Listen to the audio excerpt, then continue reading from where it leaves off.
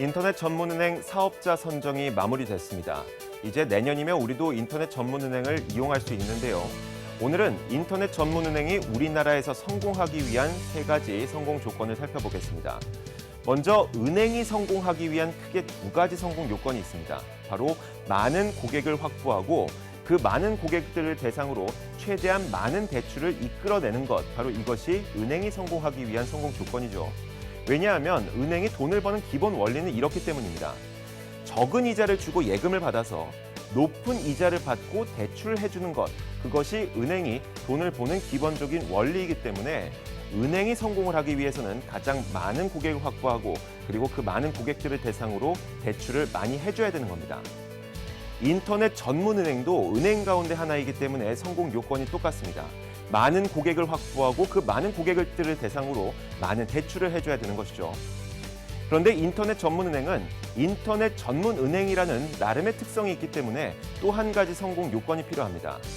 기존의 시중은행들이 제공하지 못했던 서비스를 제공해줘야 된다는 것이죠. 왜냐하면 인터넷 전문은행의 가장 큰 경쟁자는 은행입니다. 기존 은행이죠. 그런데 이 기존 은행들은 수십 년간의 업력과 노하우를 갖고 있습니다.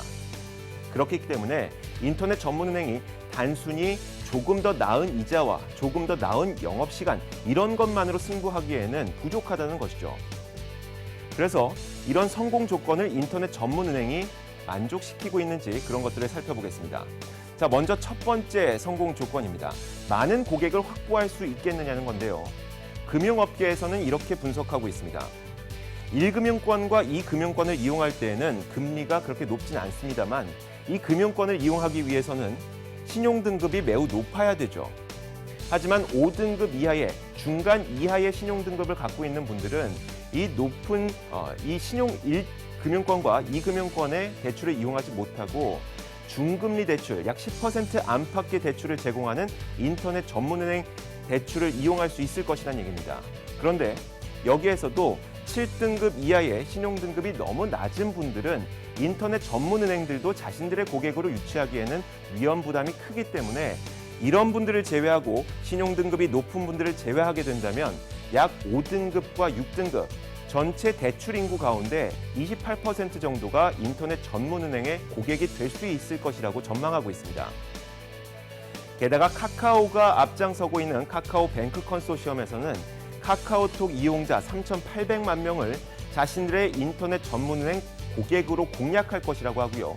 KT가 이끌고 있는 이 K뱅크 컨소시엄에서는 1,800만 명의 모바일 가입자 그리고 600만 명의 IPTV 가입자를 자신들의 인터넷 전문은행 고객으로 우선적으로 공략할 것이라고 합니다. 그렇기 때문에 많은 고객을 확보할 수 있느냐, 거기에 대해서는 그렇게 큰 어려움이 없을 수 있다는 이야기입니다.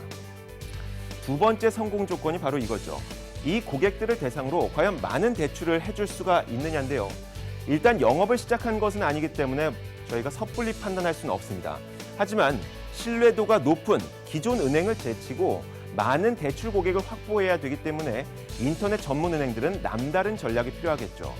어떤 전략이 필요한지는 해외 사례를 통해서 알 수가 있습니다. 중국에는 텐센트라는 기업이 있습니다. 그리고 그 기업은 위뱅크라는 인터넷 전문은행을 운영하고 있죠. 그리고 또한 이 텐센트는 위챗이라는 자신들만의 모바일 메신저를 갖고 있습니다.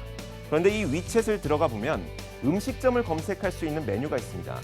이 음식점 메뉴에 들어가 보면 어떤 음식점들을 많은 고객들이 선호하고 있는지, 그리고 그 음식점에 대한 평가는 어떤지, 이 음식점의 방문자 수는 몇 명인지 이런 것들까지 조목조목 파악할 수가 있습니다.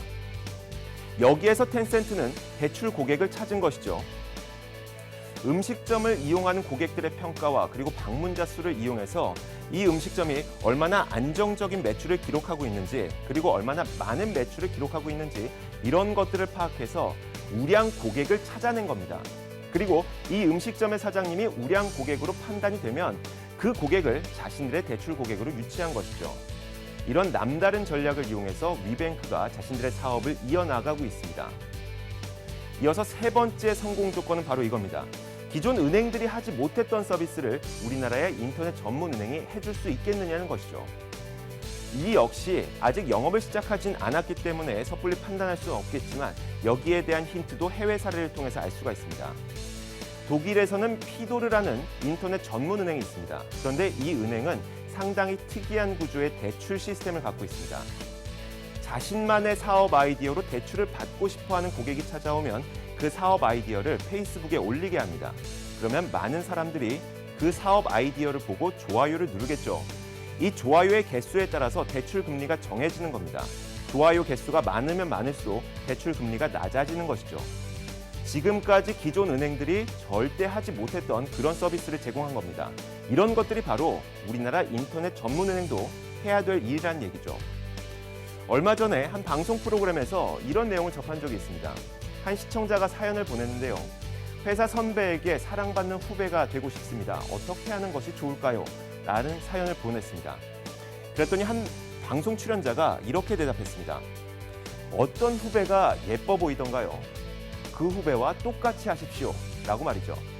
바로 이것이 인터넷 전문은행이 성공할 수 있는 핵심 포인트입니다. 소비자들이 원하는 서비스가 제공돼야 된다는 것이죠. 혹시라도 이 방송을 시청하고 계시는 인터넷 전문은행 설립 관계자가 계시다면 감히 한 말씀 드리겠습니다.